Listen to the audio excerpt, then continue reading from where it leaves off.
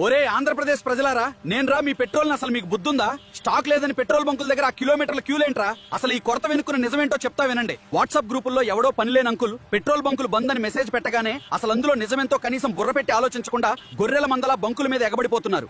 రోజు 1/2 లీటర్ కొట్టించేవాడు కూడా ఇవాళ ఫుల్ ట్యాంక్ కొట్టిస్తున్నాడు. అది చాలక క్యాన్లు, పాత థమ్స్అప్ బాటిల్స్ పట్టుకొచ్చి నెలకు సరిపడా నన్ను మూట కట్టుకుపోతున్నారు.